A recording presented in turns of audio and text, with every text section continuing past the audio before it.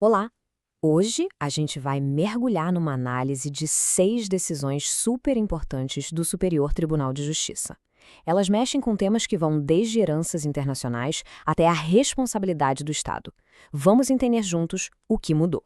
Nosso roteiro de hoje é bem completo. Olha só. Vamos passar pela jurisdição exclusiva do Brasil sobre bens, o fim da aplicação de regras penais em multas administrativas, a polêmica relação entre tortura e a nova lei de improbidade, a definição de pensão por omissão do Estado, a tributação daquelas verbas de executivos e, por fim, os limites do seguro de vida. Vamos começar? O nosso primeiro ponto é sobre soberania nacional e direito de herança, uma questão fundamental. A discussão toda girava em torno disso aí. Será que um testamento feito lá fora, sob outras leis, tem o poder de dizer como o imóvel aqui no Brasil deve ser dividido? E a resposta do tribunal foi bem direta. A decisão traça uma linha muito clara. Quando o assunto é um imóvel em território brasileiro, a soberania nacional fala mais alto. A lei brasileira é que tem a palavra final. Ponto. O que isso significa na prática? Que mesmo se todos os herdeiros estiverem de acordo, o processo de inventário e partilha desse bem tem que obrigatoriamente passar pela justiça brasileira para ter validade. Não tem atalho. E por falar em limites claros da lei, nosso próximo tema mostra outra fronteira importante que foi reforçada, a que separa o direito penal das sanções administrativas. Essa era uma discussão antiga. Por muito tempo, aquele conceito de continuidade delitiva do direito penal acabava sendo usado para diminuir o peso de multas administrativas. Mas o STJ resolveu reavaliar essa prática. Essa linha do tempo mostra bem a evolução. Antes havia uma certa flexibilidade. O ponto de virada foi uma decisão do STF sobre improbidade administrativa que acabou gerando um efeito em cascata. Agora, o STJ alinhou o entendimento. Não dá para misturar as coisas. Sem uma lei que autorize expressamente, os princípios do direito penal ficam no campo penal e os do administrativo no administrativo. O grande recado aqui, então, é o reforço do princípio da legalidade estrita. No direito administrativo sancionador, só vale o que está escrito na lei, sem empréstimos de outras áreas. Agora a gente entra num tema bem mais delicado e que gerou muita discussão: a nova lei de improbidade administrativa e suas consequências. A pergunta é forte, né? A tortura é um crime bárbaro moralmente condenável. Mas o tribunal precisou analisar uma questão técnica. Essa conduta ainda se encaixa na definição nova e bem mais restrita do que é um ato de improbidade? E aqui está a chave para entender a decisão. A mudança foi na letra da lei. Antes, a lei tinha uma lista de exemplos, um rol exemplificativo, o que dava margem para incluir outras condutas. A nova lei de 2021 trouxe uma lista fechada, um rol taxativo.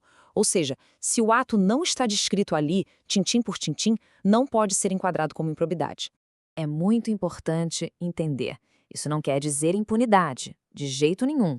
Significa que a punição por um ato terrível como a tortura deve ser buscada na esfera criminal e civil, que são as corretas para isso, e não mais através da lei de improbidade do jeito que ela está hoje. Mudando de assunto, vamos para um caso sobre a responsabilidade do Estado. Como é que se repara, de forma justa, a perda de uma família por uma falha, por uma negligência médica estatal? O desafio do tribunal aqui era esse: criar um critério claro e justo. Se a pessoa que faleceu não tinha como comprovar uma renda fixa, como é que se define o valor da pensão mensal para a família? Então, a solução encontrada foi criar um sistema de 2 vias bem prático. Se existe comprovação de renda, a pensão fica em 2/3 desse valor. Agora, se não existe essa comprovação, é preciso ter um piso, uma base. E essa base ficou definida em um salário mínimo integral. É uma forma de garantir que a falta de um holerite, por exemplo, não impeça que a família receba uma reparação material justa e digna. Agora, a gente vai para um ponto de encontro entre o direito das empresas e o direito tributário. O foco são aqueles pacotes de rescisão bem altos, pagos a executivos. A questão central era: esse dinheiro todo que o executivo recebe ao sair da empresa é para reparar uma perda, e aí não teria imposto, ou é na verdade um tipo de rendimento, e aí o leão morde uma fatia? O tribunal teve que analisar a natureza de cada um desses pagamentos, que são bem comuns em contratos de altos executivos. Era preciso entender o que eles representavam economicamente para decidir sobre a tributação.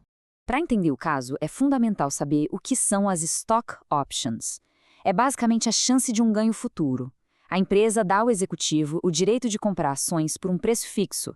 Se a ação valorizar, ele lucra. O que se discutiu foi a compensação pela perda dessa chance de lucrar. Então, a conclusão do STJ foi olhar além do nome indenização. O tribunal entendeu que esses valores eram, na verdade, uma compensação por uma expectativa de ganho que foi frustrada. E isso, o chamado lucro cessante, é considerado acréscimo patrimonial. E se é acréscimo patrimonial, incide imposto de renda. Simples assim. Para fechar nossa análise, vamos a um caso que explora a natureza bem particular do seguro de vida e o conceito de agravar o risco de propósito. Olha que situação delicada. O caso forçou o tribunal a dar uma definição bem precisa sobre o que realmente significa agravação intencional do risco quando o que está em jogo é uma apólice de seguro de vida. E a decisão se apoia numa diferença fundamental. O seguro de danos, como o de um carro, serve para proteger coisas, o patrimônio. Já o seguro de vida tem uma função social, de proteger pessoas, os beneficiários. Justamente por isso, a lei trata os dois de maneiras bem diferentes. A palavra final do tribunal foi muito clara. Para a lei, a única situação em que se considera que o segurado agravou o risco de propósito com intenção de morrer é no caso de suicídio nos 2 primeiros anos de contrato. Fora isso, mesmo que a morte tenha ocorrido numa situação de risco, a apólice deve ser paga aos beneficiários. Da soberania nacional num inventário até a função social de um seguro de vida, essas 6 decisões mostram o judiciário em constante movimento, adaptando princípios legais a novas realidades. E elas nos deixam com uma reflexão. Como é que essas interpretações estão, aos poucos, redefinindo as fronteiras entre responsabilidade, direitos e o poder do Estado? Fica aí a pergunta para a gente continuar pensando.